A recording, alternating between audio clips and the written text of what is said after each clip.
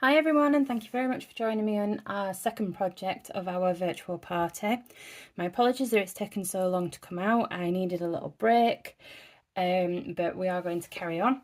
For the next few days, the party is going to run as normal, as I've now had a few days to get back on track. So this next project is a gift box.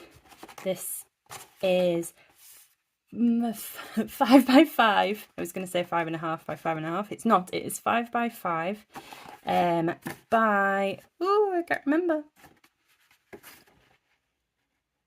1.5 inches deep. So very simple, very quick box, very elegant looking. I've used Mossy Meadow cardstock as the base.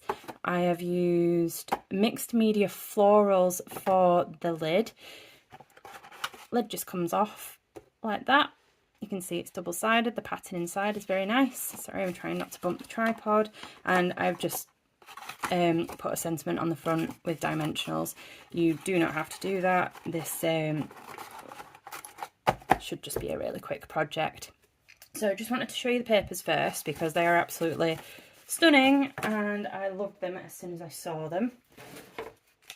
So quick flick through. Try not to bump anything. So how gorgeous are these? So I've flipped them all around so that you can see one of each side, but they are all double-sided, as you can see. This is the opposite side of that one. This one is the opposite side of this. So obviously I don't have a full sheet of that to show you. Stunning. And that's just the card back. Lovely. Right, so let's get making. So for this project, for the card base, you're going to need it to be 8 inches by 8 inches. So this is Calypso Coral, and I have chosen this paper to go on top as the flowers match the base, and I think it'll be quite a nice contrast to see down the sides. Your paper lid is 6 by 6, trying to keep it as easy as possible, but I'm going to show you a little trick just to try and get it to fit as nicely as possible. Ideally, to get a really flush fit, this needs to be like a 1/16 of an inch or a 32nd of an inch bigger than the card base, but I wanted to keep it simple for you guys. So 8 by 8 for the base and 6 by 6 for the lid.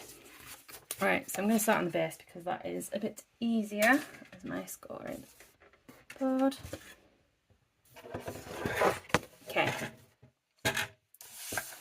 so it doesn't matter which side you go on first, right, because it's the same on all 4 sides. And what you're going to do is score on all 4 sides at 1.5 inches.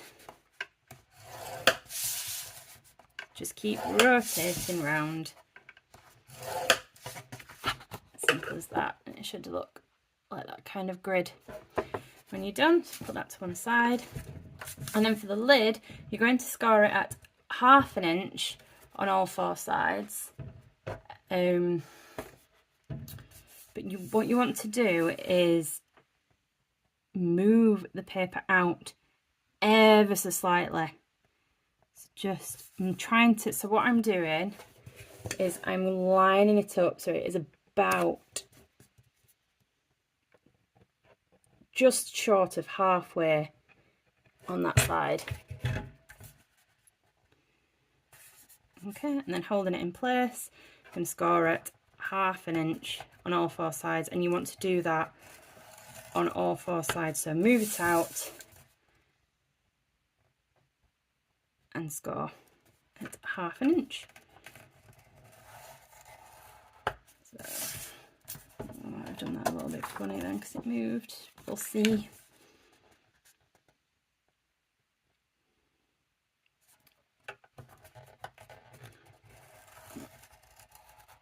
I'm not talking, concentrating, sorry.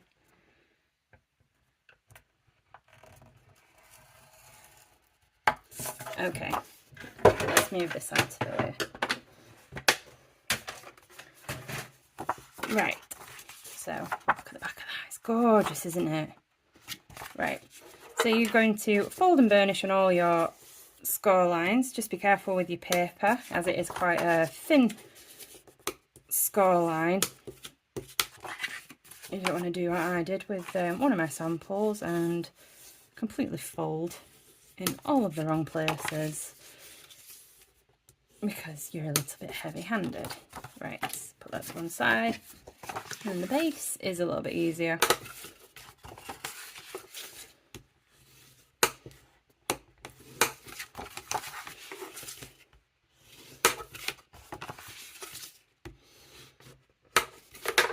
Lovely. Okay, so I'm going to come up and cut up the score lines and then notch into the squares, but you're only notching into the squares only, and that just makes a nicer close. Very similar to what we did with our bag, kind of the same principle. Anything that's getting tucked inside just needs wedging out to make a nicer finish. Okay, so I'm going to rotate, and I'm going to do the same on all 4 sides. I am doing quite big wedges, and the reason for that is in my sample, oops, I accidentally did one of the squares a little bit shallow, and it wasn't quite a nice as nice a finish because I couldn't manipulate the squares to where I needed them to be. So, and it doesn't matter how much you're taking off, as long as you've got enough for some adhesive, that should be fine. So then you're left with something that looks like that. And we'll glue in a second. We're going to do the exact same on the top, so but be very careful with this one because they are teeny tiny squares. But you're going to do the same. You're going to cut up the score line, notch in, and then rotate. But these ones, as they're tiny squares, you do not need to notch in all that much, otherwise you're not going to have any room for any adhesive.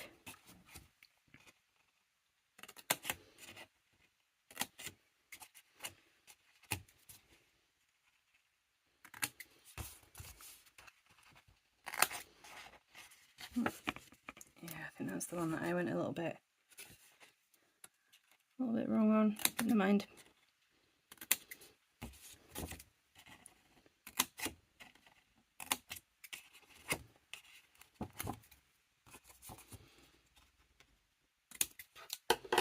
Fab. I can't see it as much on that one, but it is a very similar shape to that, just smaller scale. Right. So I'm going to actually build the base up first because this is easier. So I have got a strong runner adhesive, and I'm going to put it near the score line and near the loose edge on all of the sides. Oops. I'm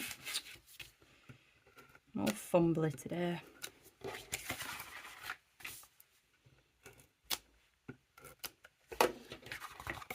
And then you're just going to build your box up. So you're folding that one in, lining that scored edge up with the loose edge to form a nice side of the box.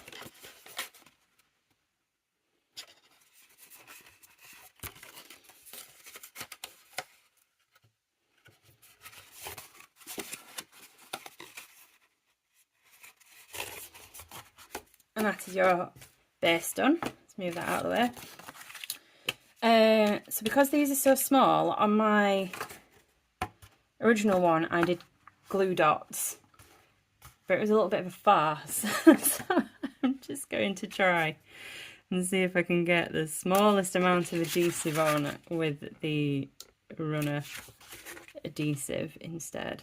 If you have glue dots and you have a little bit more time and patience, then by all means. Actually, that wasn't too bad.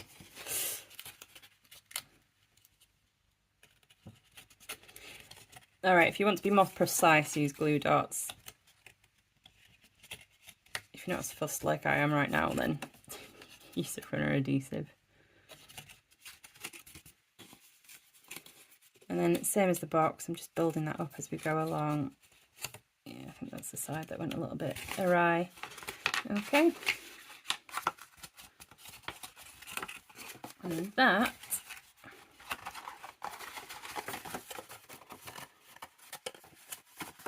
fits nicely on the top of our box.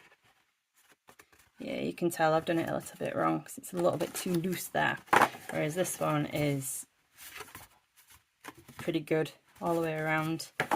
But never mind, the measurements that I've given you are correct. I've just botched it up on this tutorial. So, just to finish it off, I pre-stamped my greeting, wishing you all the best, which is from wherever I've put it, the Delightful Wishes stamp set. This is from the mini catalogue, very pretty. These are layered stamps, so you can layer them up with different colours. But I really like the sentiments. So, I don't know why I flipped that over, jeez.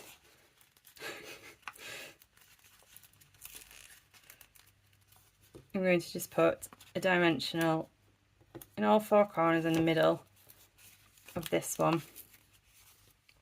Oh, I brought the back in with it. Just getting the ones now.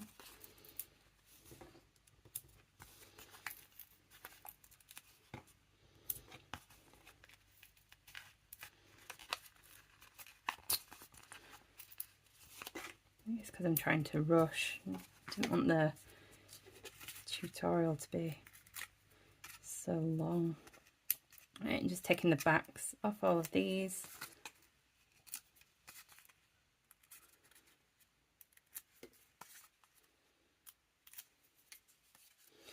And then whichever way up you want your box to be. That looks nice. The flowers look like they're going up that way mostly. I'm going to put mine down in the bottom corner. You can put yours wherever you like. And then on the back of this one, because I am off-centering it slightly to give a nice border, I'm just going to use 3 and I'm going to run them down the middle just so that I know that it's not going to hang over any edge.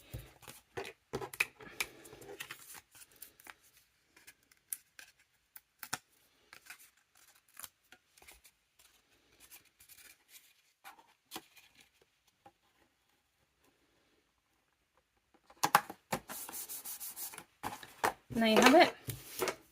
Easy peasy. Oh, gift box. Same paper pack, 2 different colourways. Thank you very much for joining me, and I will see you soon for a fun fold card. Thank you. Bye.